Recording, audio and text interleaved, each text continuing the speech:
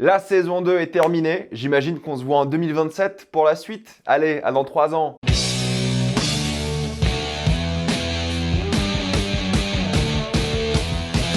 Invincible saison 2. Comme d'habitude, il n'y aura pas de spoiler jusqu'à la minute indiquée dans le chapitrage de la vidéo. J'ai envie de parler de plusieurs choses aujourd'hui. J'avais déjà fait ma critique de la partie 1 de la saison 2 d'Invincible en novembre, je crois. Aujourd'hui, je suis surtout là pour parler d'à quel point Amazon a anéanti la hype concernant cette série, à quel point ils ont fait n'importe quoi avec, et aussi vous faire ma critique de la partie 2 de la saison 2 avec et sans spoiler. Je comprends pas comment la série est partie de l'une des séries les plus populaires de la plateforme et des séries d'animation de manière générale à l'une des moins regardées d'un coup. Bref, c'est assez abusé. Invincible, c'est une série, comme je vous l'ai dit, qui était hyper populaire, surtout la saison 1, et on a attendu quoi, 2 ans et demi, 3 ans pour voir la saison 2. Énorme gap entre les deux saisons, et c'est un gap qui frustrait beaucoup de personnes. Premièrement, parce que c'est beaucoup de temps, 2 ans pour une série d'animation, mine de rien, c'est très rare, et les seules séries d'animation qui mettent autant de temps, on les pardonne parce que c'est genre Arcane et l'animation est incroyable. On n'a jamais vu mieux en termes techniques et de direction artistique de l'histoire des séries probablement, donc là, c'est accepté. Mais là, soyons honnêtes, techniquement, Invincible, c'est bien, mais la direction artistique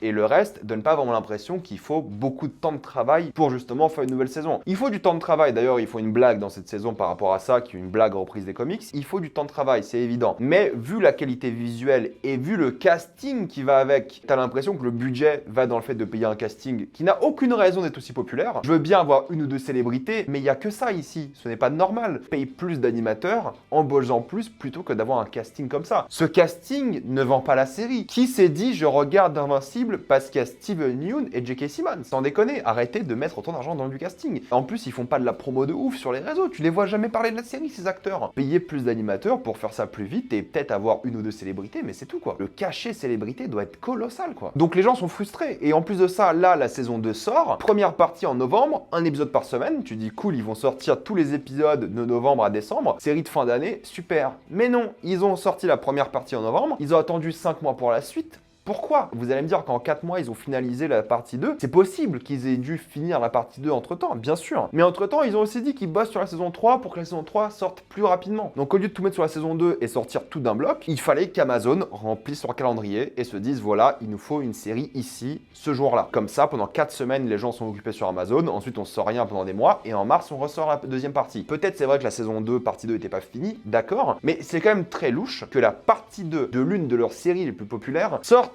pile au moment où aux États-Unis, les pubs arrivent sur Amazon. Mars, publicité Amazon, tout le monde aura des pubs, sauf ceux qui décident de payer le supplément. Pour nous, c'est un peu plus tard, hein, c'est le 9 avril, si je dis pas de bêtises en Europe, donc la semaine prochaine quand même. Donc attention, si vous voyez des pubs pendant vos épisodes, c'est normal. C'est quand même une coïncidence de dingue de se dire, on sort la partie 2 à ce moment-là, pile pour les publicités. Faut arrêter de se foutre de la gueule du monde. On voit bien que la vraie raison de ce décalage et cette coupure en deux parties, qui a tué toute la hype de la série, franchement, si les épisodes sortaient en novembre, épisode par épisode, durant les 8 semaines, génial. Là, ils vont faire quoi les gens? Ou ils vont commencer à regarder, puis ils vont oublier, ou ils vont tout simplement oublier parce que personne n'en parle, ou ils vont peut-être regarder dans quelques semaines quand la saison 2 sera entièrement finie et diffusée. Bref, c'est un véritable bordel et ils ont fait n'importe quoi. Et je ne crois pas que c'est une volonté artistique de couper la saison en deux parties. C'est uniquement une volonté marketing et business. Et en plus de ça, là, ils avaient l'enchaînement parfait. Invincible. Ensuite, il y avait Fallout qui occupait les gens jusqu'à la sortie de The Boys. Mais Fallout, ils ont décidé de tout sortir en binge-watching. Du coup, il n'y aura pas Fallout, un épisode par semaine jusqu'à The Boys. Du coup, bah, Fallout et après rien. Ils ont arrangé leur calendrier pour avoir un enchaînement d'épisodes semaine par semaine pendant des mois. Et au final, ils ont tout gâché récemment. Ça n'a aucun sens, mis à part le choix cynique des publicités en mars. Et ça dégoûte parce que la série est bien.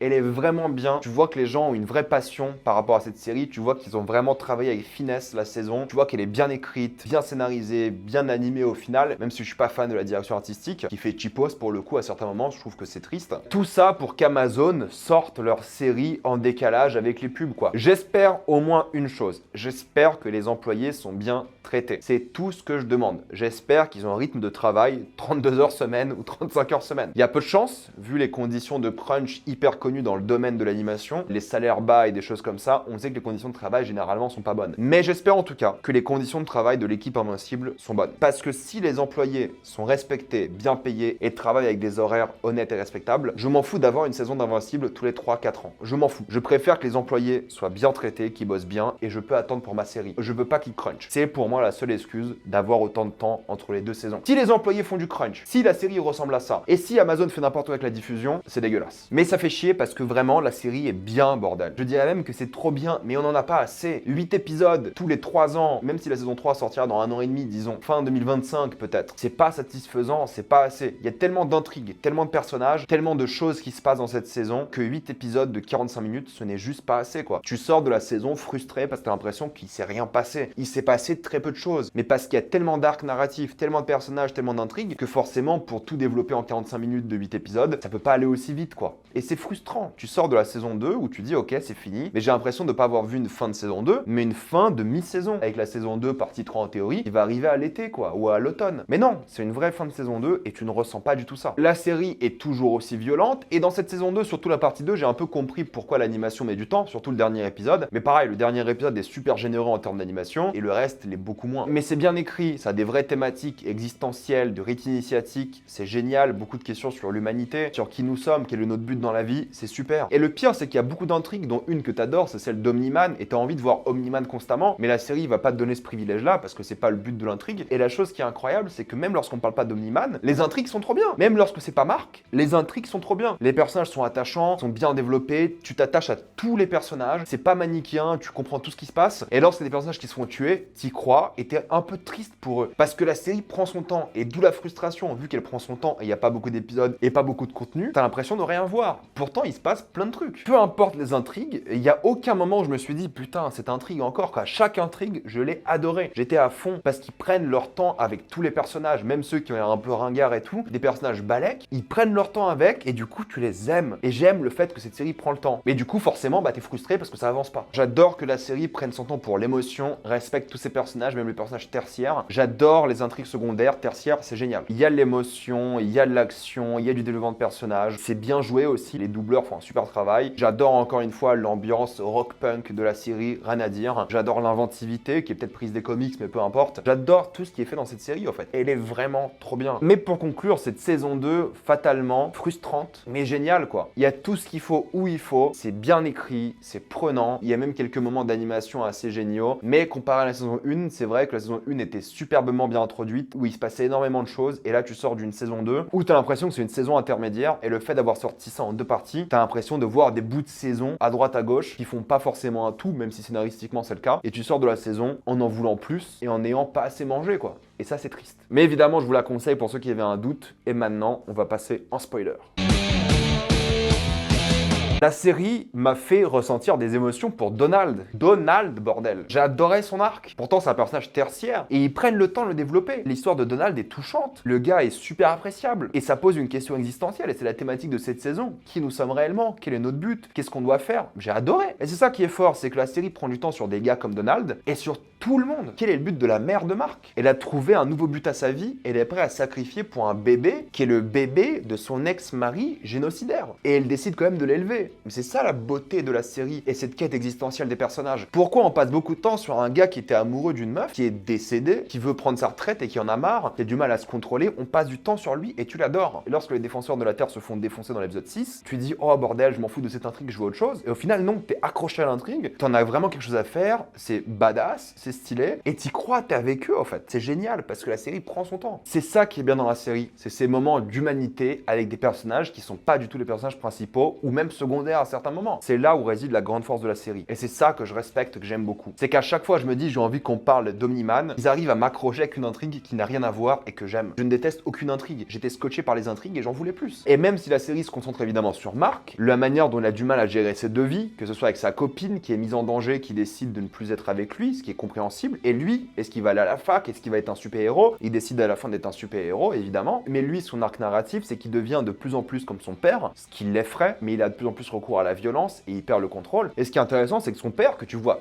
quasiment pas dans cette saison, surtout dans la partie 2, son père devient de plus en plus comme Mark. Et ça qui est intéressant, c'est qu'on a un gars qui avait prévu un génocide, qui lui devient de plus en plus gentil, et son fils qui devient de plus en plus violent, d'où ces passages dans le multivers où Mark est méchant. J'ai pas lu les comics, mais t'as l'impression que la confrontation va s'inverser. T'as l'impression que Mark va devenir un peu le méchant, et que son père va devoir le restreindre, va devoir lui rappeler la bonne voie. Je pense pas que ça va être ça, hein. Mais le parallèle et le côté manichéen a complètement disparu. Omni-Man, évidemment, c'est dur de lui trouver une rédemption pour l'instant, vu ce qu'il a commis comme crime, mais d'un autre côté, tu vois qu'aussi Mark, il perd un peu le contrôle, et c'est ça qui est fascinant. Et le sacrifice qu'il fait de sa vie, c'est le sacrifice ultime. Il va donner sa vie pour la Terre, et essayer de la protéger quoi qu'il arrive, parce que sinon, il se sentirait trop coupable, et c'est là qu'il trouve enfin sa place dans le monde. Il y a une beauté dans ce multivers-là, qui au fait est juste un rite initiatique un peu ultime pour Mark, qui voit ces différents univers où il est ou pas présent. D'ailleurs, voilà, les parodies de Spider-Man, Batman, Mad Max, peu importe, mais c'est juste une métaphore pour lui qui se recherche, qui cherche sa place dans ce monde. Et à la fin, la conclusion est assez dramatique et triste. J'ai hâte surtout de voir comment la relation avec Eve va se développer, parce qu'elle est vraiment intéressante. Cet amour qui a l'air interdit, justement les regrets d'une Eve plus âgée, qui ne veut pas que l'Eve du passé répète les mêmes erreurs. Et ça dresse un parallèle avec le méchant, qui était à la base gentil, qui est tellement torturé et veut tellement se venger qu'il oublie son humanité. Et c'est le parallèle avec Mark. Mark ne doit pas devenir comme lui. Mark ne doit pas oublier son humanité.